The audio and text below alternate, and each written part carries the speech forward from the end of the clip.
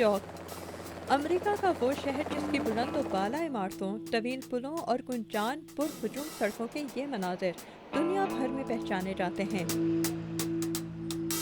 82 لاکھ سے زائد آبادی کا یہ شہر وقت کے ساتھ بہت تیزی سے پھیل رہا ہے۔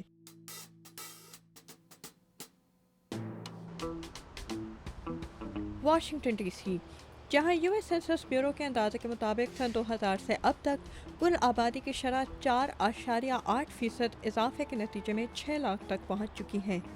نیو یارک کے مقابلے میں واشنگٹن کی آبادی کم ہے، لیکن امریکی حکومت کے اندازے کے مطابق اس شہر کے ہر مربع میل پر 9,000 سے زیادہ لوگ رہتے ہیں۔ شرح آبادی میں اس طرز کا اضافہ صرف بڑے شہروں میں ہی نہیں بلکہ امریکہ بھر میں دیکھا جا سکتا ہے۔ واشنگٹن کے قریب دریائے پوٹامک کے دوسرے پار ریاست ورجینیا کی آرلنگٹن کاؤنٹی واقع ہے، جہاں 2000 سے 2008 تک شرح آبادی میں 10.8% اضافہ ہو چکا ہے۔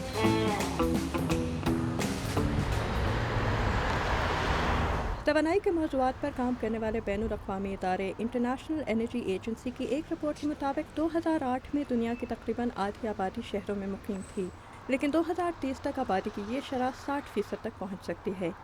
جارج واشنگٹن یونیورسٹی کے انوائرنمنٹل اسٹڈیز پروگرام کے سربراہ ڈاکٹر ڈیوڈ رین کہتے ہیں کہ شہروں کی شرح آبادی میں اس طرز کا اضافہ بہت سے مسائل پیدا کر سکتا ہے۔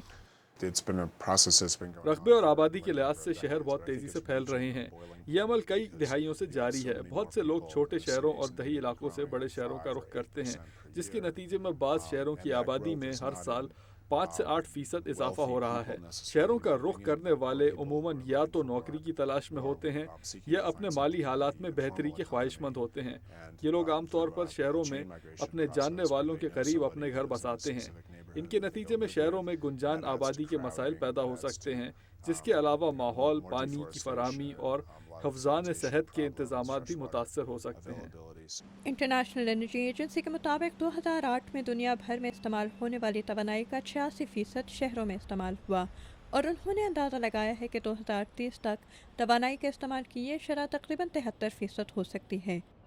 Debra Jacobson George Washington university میں پڑھانے کے علاوہ توانائی سے منسلک مختلف پروجیکٹس پر امریکی حکومت کے ساتھ تعاون بھی کرتی ہیں۔ Right, the United States has a statistic that I think many are not proud of. امریکہ میں توانائی کے استعمال کی شرح بہت سے لوگوں کے لیے شرمندگی کا سبب ہے۔ دنیا میں استعمال ہونے والی کل توانائی کا 25% اس ملک میں خرچ ہوتا ہے، گو یہاں دنیا کی صرف 5% آبادی رہتی ہے۔ ظاہر اس کی وجہ سے معیشت ترقی کرتی ہے، لیکن ہمیں دنیا کے لیے توانائی کے مؤثر استعمال کی مثال قائم کرنی چاہیے تاکہ ہم یہ ثابت کر سکیں کہ ہم ماحول دوست ذرائع سے توانائی حاصل کرنے کے ساتھ ساتھ اپنے شہروں میں دیر پا ترقی بھی قائم رکھ سکتے ہیں۔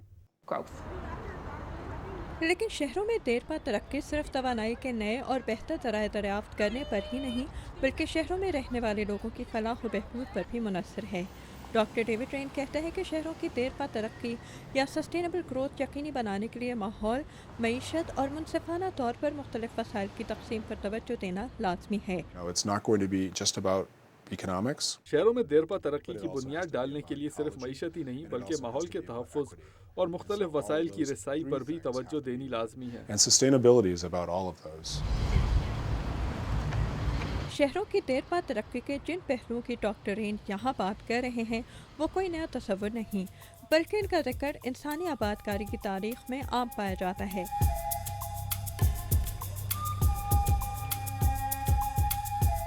انسانوں نے سب سے پہلی بستیاں انہی علاقوں میں بسائیں جہاں خوراک اور پانی کے قدرتی وسائل کثرت سے موجود تھے۔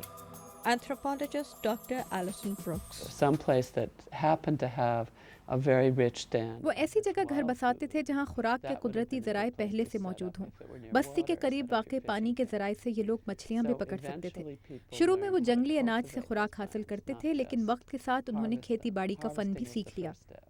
کاشتکاری کی مدد سے انسان نے خانہ بدوشی چھوڑ کر دیر پا بستیاں قائم کرنا شروع کر دیں اور رفتہ رفتہ ان پہلی بستیوں نے گاؤں کی شکل اختیار کر لی، لیکن اس کے ساتھ لوگوں کا رہن سہن بھی بہت بدل گیا۔ قدرتی ذرائع سے خوراک کی پیداوار اور اس کے استعمال اور فراہمی کے نئے نظام وجود میں آنے لگے۔ ڈاکٹر بروکس کہتی ہیں کہ دولت مندی اور غربت میں جو تفریق آج بڑے شہروں میں پائی جاتی ہے اس کی ابتدا انہی قدیم دیہاتوں میں ہوئی تھی۔ in the way people are buried, in the way they live. دولتمندی اور غربت میں تفریق کا ثبوت ہمیں سب سے پہلے ان لوگوں کی قبروں میں نظر آتا ہے۔ ہم جانتے ہیں کہ وقت کے ساتھ اس دولت کی مدد سے کچھ لوگ دوسروں سے تعمیراتی کام کروانے لگے، محلوں کی تعمیر، مندروں کی تعمیر، اونچی اونچی دیواروں کی تعمیر۔ بالآخر ایسے شہر وجود میں آنے لگے جہاں لوگ کاشتکاری نہیں بلکہ صرف صنعت اور تجارت سے اپنا پیٹ پالتے تھے یا بستی کے حکمران کی حفاظت کرتے تھے۔ Help defend the ruler or the town. یہ دیہات آبادی اور رقبے کے لحاظ سے بڑھتے گئے، لیکن شاید وہ آبادی اور خوراک کی پیداوار میں توازن برقرار نہ رکھ پائے۔ ڈاکٹر بروکس کہتے ہیں کہ ان لوگوں کو خوراک کے حوالے سے درپیش مسائل کا اندازہ قدیم شہروں کے کھنڈرات سے حاصل کی گئی معلومات سے لگایا جا سکتا ہے۔ We do find actually looking at individuals over time. ہم جانتے ہیں کہ وقت گزرنے کے ساتھ ساتھ آبادی میں اضافہ ہوا اور لوگوں کی صحت متاثر ہونے لگی۔ اس کا اندازہ ہم ان لوگوں کے قد سے لگا سکتے ہیں۔ جہاں خوراک کی قلت تھی وہاں رہنے والوں کے قد بھی چھوٹے تھے۔ Indicator of the decline in health is that individuals get shorter. کئی صدیوں بعد آج بھی ہمیں یہی مسائل درپیش ہیں۔ ترقی پذیر ممالک میں جہاں شہروں میں آبادی بلا رکاوٹ بڑھ رہی ہے، پانی، خوراک اور دیگر وسائل کی قلت ہے، جبکہ ترقی یافتہ ممالک میں قائم بہت سے شہر توانائی کی فراہمی کے مسائل تلے دبے جا رہے ہیں۔ Yeah, I think cities will always be, in a way, a drain on resources because میں سمجھتا ہوں کہ شہر ہمیشہ وسائل کی پیداوار اور فراہمی کے نظام پر دباؤ ڈالیں گے، اس لیے کیونکہ شہروں کو چلتا رکھنے کے لیے خوراک اور توانائی کی مناسب مقدار قدرتی ذرائع کے ذریعے حاصل کر drain on the surrounding areas. Doctor رین کہتے ہیں کہ شہروں کی نواحی علاقوں کو صنعت اور تجارت سے فائدہ ہو سکتا ہے، لیکن شہروں کی اقتصادی سرگرمیوں کو قدرتی وسائل کی ضرورت ہے جو عموماً دیہاتوں سے حاصل کیے جاتے ہیں۔ جارج واشنگٹن یونیورسٹی کے institute for international economic policy کے سربراہ ڈاکٹر اسٹیفن اسمتھ کہتے ہیں کہ دیہاتوں میں بھی دیر پا ترقی کے لیے اقدامات لینے ضروری ہیں۔ In many ways, it's a question of ہم قدرتی ذرائع سے وسائل کی پیداوار بڑھانے کی بات کر رہے ہیں، اس کے نتیجے میں ان لوگوں کی آمدنی میں بھی اضافہ ہوگا جو وسائل کی پیداوار اور فراہمی کے ذریعے روزی کماتے ہیں۔ دیہی علاقوں سے تعلق رکھنے والے ان لوگوں میں سے بیشتر بہت دولت مند نہیں ہوتے۔ جیسا کہ ہم جانتے ہیں، دیہی علاقے دنیا کے کچھ غریب ترین علاقوں میں شمار کیے جا سکتے ہیں۔ quarters of them found in rural areas in most places. ماہرین وسائل کی کمی کے مقابلے اور خوراک، پانی اور ایندھن کے قدرتی ذرائع کے استعمال کے لیے حکمت عملی کی اہمیت پر زور دے رہے ہیں۔ ڈاکٹر ایلسن بروکس کہتی ہیں کہ اس سلسلے میں ہم قدیم شہروں کی بربادی کی کہانیوں سے بہت کچھ سیکھ سکتے ہیں۔ I think that we need to remember, first of all, ہمیں مستقبل کے بارے میں سوچنا چاہیے۔ کسان ہمیشہ مستقبل کے بارے میں فکر کرتے رہتے تھے، بالکل ایسے جیسے بائبل میں اس شہنشاہ کا ذکر ہے جس نے 7 سالہ قحط کا انتظام کیا تھا۔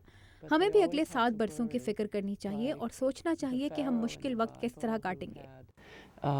storage against the 7 bad years. You have to think about the 7 bad years that are certain to come.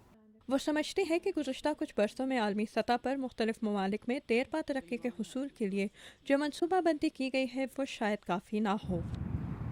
سوال تو یہ ہے کہ مستقبل کے لیے اس قسم کی منصوبہ بندی کی غیر موجودگی کا ہمارے شہروں پر کیا اثر پڑ سکتا ہے؟